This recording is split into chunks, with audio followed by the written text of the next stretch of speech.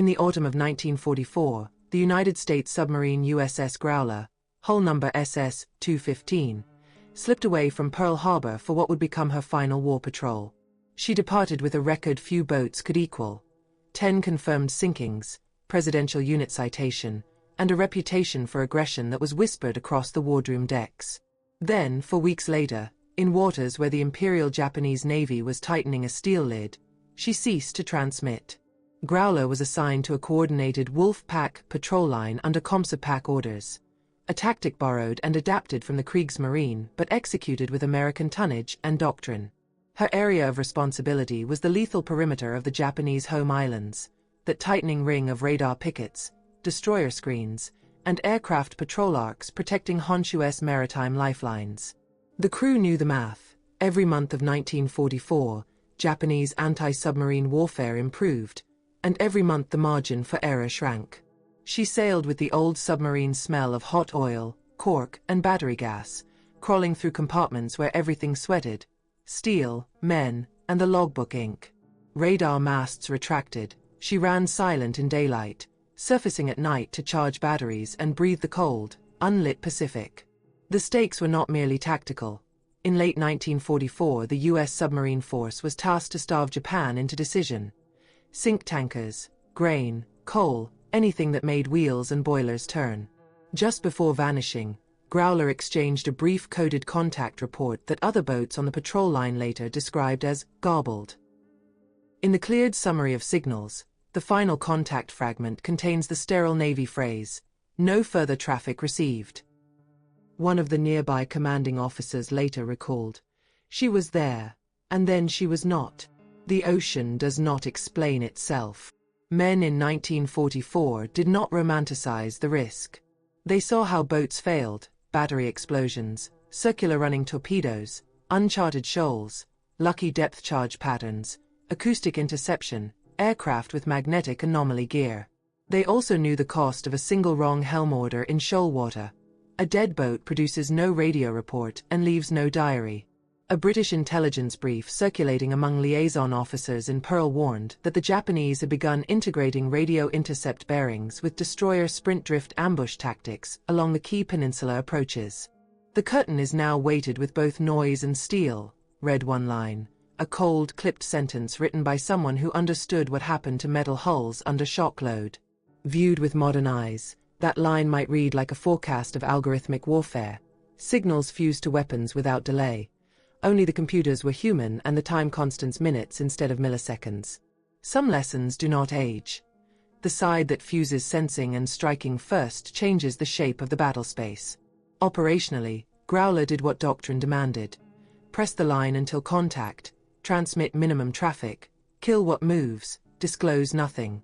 Strategically, she was a blade held to the jugular of an island economy that required ships in motion every day of the war. Morally, she carried the same arithmetic every submarine carried in 1944. One steel cylinder of 80-odd souls trading their risk for a slow starvation of an enemy nation. Then the line goes dark. No break in serial traffic, no later clarification from Tokyo Rose broadcasts, no prisoner rolls, no captured codebooks, no underwater locator by any post-war search. A veteran of the force, reading the file years later, underlined the margin with 2 words: signal silence. The end of Chapter 1 leaves the listener exactly where the record leaves the historian, on the edge of a negative space. There is no wreck named, no crew listed as captured, no Japanese kill claim formally married to SS-215. Only the fact that a boat with a presidential unit citation, steel, fuel, crew, and orders, reached station, spoke once, and then was gone. By November 1944, the USS Growler was officially listed as operating within Wolf Pack 5, a 3-submarine hunter-killer group patrolling the approaches to Japan's southern coast. Her companions, USS Hake and USS Hardhead, maintained loose radio silence but coordinated by preset schedules. Their mission: intercept tanker convoys feeding the Imperial fleet from Formosa to Kure. In theory, the 3 boats formed an invisible picket, each covering a 50-mile grid. In practice, they were tiny iron coffins surrounded by a sea filled with eyes. The Japanese, realizing that American submarines were bleeding their shipping dry, had begun deploying advanced countermeasures.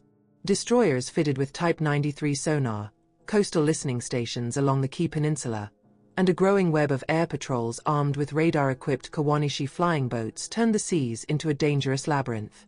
The once invincible silent service now found the hunter becoming the hunted. Every surface contact was a potential ambush, every radar ping a threat echoing through steel bulkheads. For the men aboard Growler, life followed the claustrophobic rhythm of submarine warfare. The boat's air was stale, heavy with diesel fumes and the metallic taste of battery acid. Lieutenant John McLean, Growler's engineering officer, wrote in his final journal entry before departure, "The sea feels closer every patrol. The Japanese coast breathes on us. We can smell the pine from the wind, yet we're ghosts here." His words, later found in a duplicate notebook sent home before the mission, became an eerie epitaph for the crew.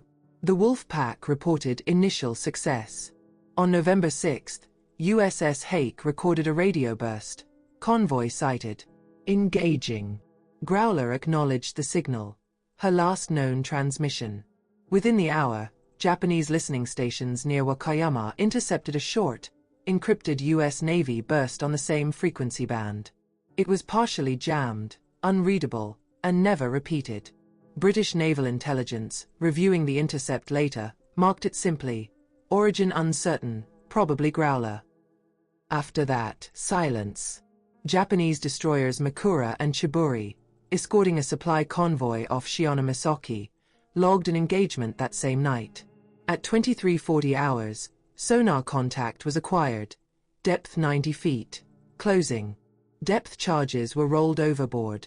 Time to detonate at staggered intervals. The crew reported an unusually violent detonation, followed by surface oil and debris, but no wreckage was recovered. Command claimed a probable submarine kill, yet the report was curiously tentative.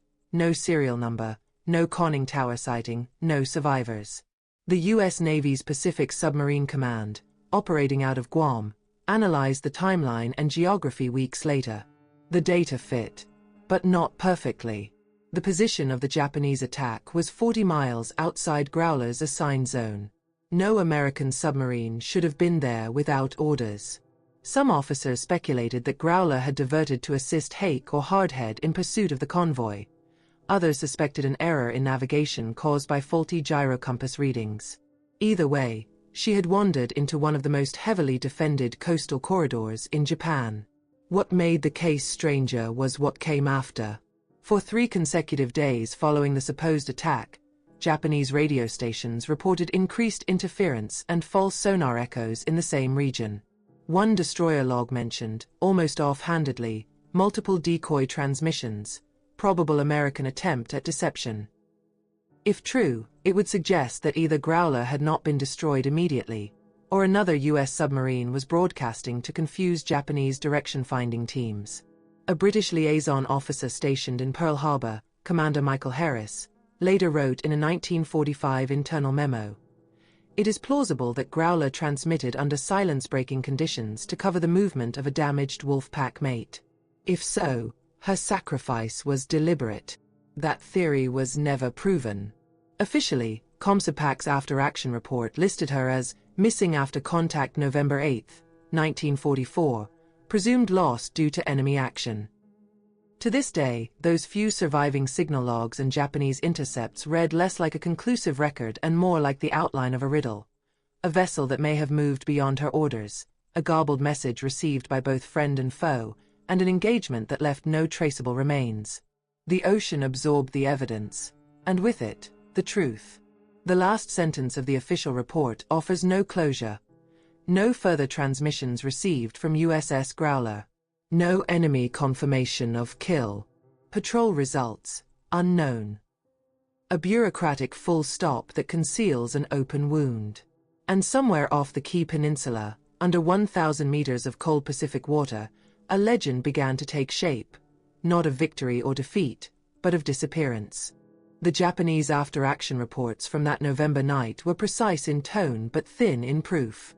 Destroyer Makura's log recorded violent detonation and subsequent fuel trace, while Chiburi reported no debris or human remains recovered. That absence was not unusual in deep water. Boats imploded leave little on the surface, but it was enough to leave analysts uncertain. In Pearl Harbor, the word probable replaced confirmed, a small grammatical downgrade that opened a canyon of doubt. What complicates the case is a second, quieter class of evidence. Whisper reports from the Japanese Coast Watch stations noting an anomalous hydroacoustic event several hours after the supposed kill. The phrasing in one coastal record is curious: secondary concussion at depth, origin unknown, bearing unchanged. Analysts disagree on what that meant. Was it the delayed collapse of a damaged hull sliding down the continental shelf? Or another submarine operating nearby, evading under counterfire? The Pacific approaches to Japan were a geometry of layered danger. Off the Key Peninsula, the seabed falls quickly, a steep apron of mud and fractured rock that can swallow steel whole. Wrecks do not lie flat there. They tumble, tear, and slide beyond easy reach of sonar. Modern undersea geologists point out that large slope failures can bury metal entirely, leaving no acoustic return after a few days. A missing boat in such terrain is not mysterious, it is merely unreachable. Still, a detail in Makura's report attracted later attention: oil trace light, no persistent slick observed. Implosion typically forces lubricants and fuel upward in quantity. A light, transient slick can mean something else: a flash fuel leak without full hull failure, or a torpedo detonation external to the hull. During 1944, circular run torpedoes were still an acknowledged hazard. A Mach 18 making a fatal loop could destroy its launching submarine without any Japanese kill shot. That scenario leaves little debris and no witnesses. A post-war interview with Lieutenant Commander Robert L. Jock, who had commanded another boat on an adjacent patrol line that month, revealed a telling remark: "We did not assume a boat lost until we saw paper. Until then, she might be under threat, under repair, or under silence." Silence was not exotic in the submarine war. It was procedure. A submarine that had sustained damage or was attempting to break contact might deliberately suppress all transmissions, living inside a bubble of risk with no outward trace. British SOE historian Sir Charles Cruikshank later introduced a different concern: not mechanical, but informational. If Growler had been forced to surface or partially disabled within reach of Japanese retrieval, codebooks, cipher tables, or T-class radar gear might have been at risk. A successful Japanese salvage, even partial, he wrote, would not have been declared. Crypto windfalls are not paraded, they are digested. There exists no Japanese admission of any such capture, but in the realm of war archives, absence is not evidence, it is sometimes design. There is also the geopolitical shadow that often follows vanishing warships. When stakes are high and documents classified, the public record acquires seams. In the late 1940s, some captured Japanese ASW records were resealed not under naval archives but under intelligence custody because they touched cryptographic material. Declassification schedules for such folders often exceed the natural lifespan of the participants. What looks like a blank might be a curtain. For modern listeners accustomed to satellite forensics, AIS tracks, and real-time telemetry, the idea that an 80-man vessel can simply disappear feels strange. But in 1944 the ocean was still opaque, a sensorless volume where information died the moment steel passed periscope depth. The official file on Growler reflects that epistemic poverty. One burst of garbled signal, one Japanese claim with weak corroboration, and then nothing. History is often decided by what cannot be proven.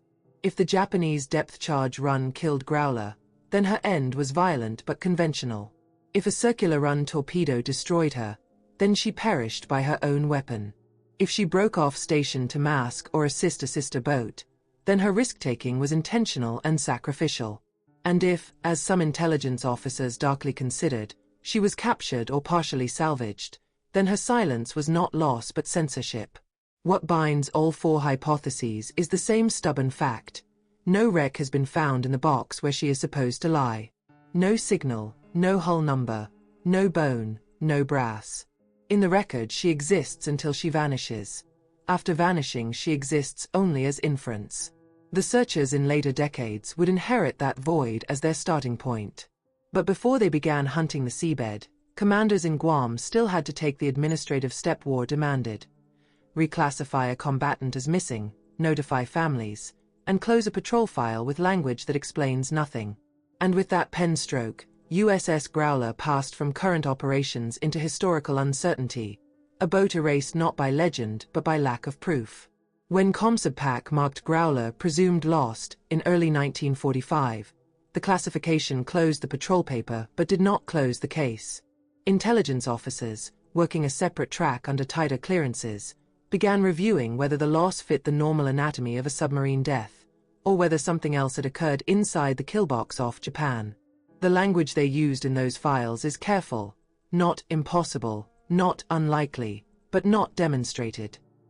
In naval paperwork, that is a loud silence. The first irregularity was geographical. The Japanese attack claim sat on the wrong side of the established patrol geometry, a displacement of dozens of miles without signal justification. U.S. boats did occasionally break pattern to pursue or support, but procedure required a short, position-only transmission afterward. None exists. The absence admitted two interpretations. Either Growler was already damaged and unable to report, or she was doing something that was not meant to be reported. A second irregularity lay in the nature of the Japanese claim. Post-war document exchanges brought in full Japanese ASW logs, convoy reports, and kill affidavits. Many boats sunk off Japan are documented to the bolt: specific bearings, debris recovered, prisoner rosters, hull markings cited. Growler's file is not in that class. There is no captured steel, no serial brass, no bodies, no prisoners. The Japanese claim relies on a shock wave and a thin oil trace. More than one U.S. historian has written that if Growler's name had been unknown, the record would have been classified possible kill, not probable. Then came the question almost never asked in public but asked at once in closed rooms. Could she have been taken? Capture of submarines is rare, bordering on improbable, but not unthinkable in shallow or coastal waters. A forced surfacing under gunpoint, a boarding party, a quick removal of cryptomatter, followed by scuttling. Such an operation would leave no long-term surface testimony, and it would never be admitted by the captor because the value of the prize lies in silence, not publicity. Sir Charles Cruikshank's later remark that codebooks are not paraded was not poetic, it was policy. Japanese intelligence, like every belligerent service, treated cryptographic windfalls asymmetrically. Brag about kills, bury captures. And U.S. intelligence behavior is equally telling. After the war, certain Japanese ASW files touching the November 1944 events were not filed to naval archives at all but rerouted to intelligence custody, then sealed. Archives do not seal voids, they seal contents. That possibility, not that Growler was known to be captured, but that the record is incomplete by design, is what keeps the mystery from collapsing into mere bad luck. Where evidence is thin but censorship is plausible, historians do not speak of certainty. For the families who received the telegrams in 1945, these distinctions did not matter. A missing submarine notice was not prose, it was a severance. One wife later recalled the Navy's phrasing, "No further information." She underlined the line 4 times in the letter and wrote below it, "Ever." Submarine warfare was always asymmetric not only in weapons but in closure. Armies bury their dead, fleets often cannot. Operationally, Growler's disappearance came at a hinge in the war. Japan in late 1944 was already starving of fuel. Submarines were the tourniquet. Every lost U.S. boat threatened that strategy only in arithmetic, one hull removed from the sea. But the psychological weight of losing a decorated, battle-proven submarine inside the enemy's home perimeter cut differently across the wardrooms. If a veteran boat could vanish under a reinforced defensive belt without even debris, then the margin for risk was shrinking faster than charts reflected. Seen through a modern lens, the analytical procedure resembles what we now call intelligence triage under uncertainty. For live hypotheses coexisting, none falsified. 1. Kill by depth charge. 2. Accidental self-destruction, circular torpedo or battery event. 3. Post-damage implosion in deep slope. 4. Undeclared capture/salvage.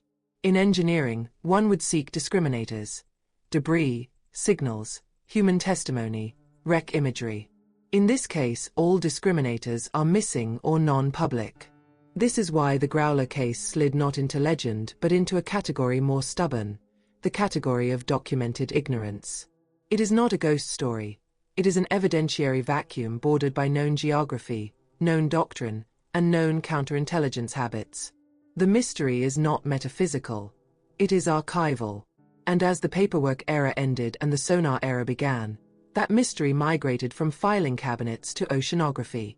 If the reason could not be found in signals or survivors, it might yet be found in steel. New technology in the late 20th century would begin to interrogate the seabed itself, to ask the question geology could answer where bureaucracy would not.